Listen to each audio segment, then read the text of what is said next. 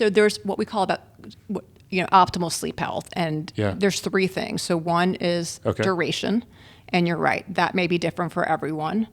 The quality of sleep. So you may have the hours, whatever that is, but if your brain is very active throughout the night, even if you're not aware of it, no matter how many hours you're getting, you're not going to feel restored. And then your timing of sleep. So are you going to bed roughly the same time every night, and are you waking up roughly the same time the next day? Okay. If not, you're almost like you're jet lagged all the time. So if you're waking up at 6 during the week and then getting up at noon or later, and again, I have teenagers, we've talked about this, this can be tricky. It's like they're in a different time zone Yes. all the time.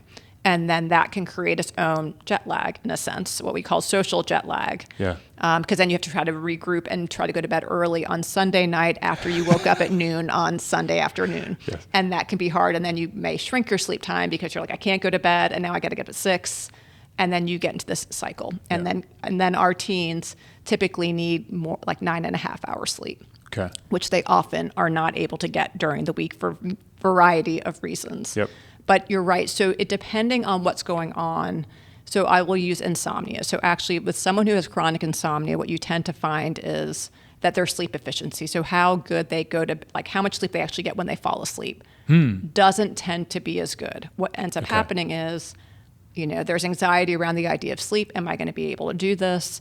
And so the goal is, well, let me go in and let me get more sleep. Let me just lay in bed earlier, because whatever I can get is better than nothing. And maybe I can get 6 hours. If I lay in bed for 12 hours, maybe I get 6 hours in there. Yeah. But what you end up doing is you make it worse. You essentially reduce your sleep drive because you're laying in bed.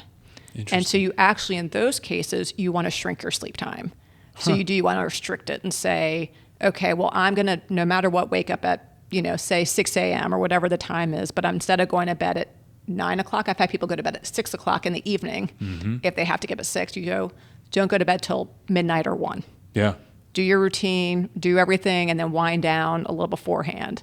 Yep. And really the whole goal is to build the sleep pressure so that you can make that sleep really efficient, and then little by little stretch it out to where someone feels like this is where I need to be. For others, it may be, I'm getting the hours I think I need, maybe not. I am going to bed, and I'm not really waking up as far as I remember, but I just don't feel good when I get up. And then the question is, okay, well, you feel like you're sleeping, but are you actually getting good quality sleep? Yeah. And it may be that they are, and we also have a part of our brain that is responsible for keeping us awake and alert during the day. Okay. And for some people, it doesn't work the way it should. And that's what you see with things like narcolepsy. So what we call disorders of wakefulness, where you may be able to sleep all the time, everywhere.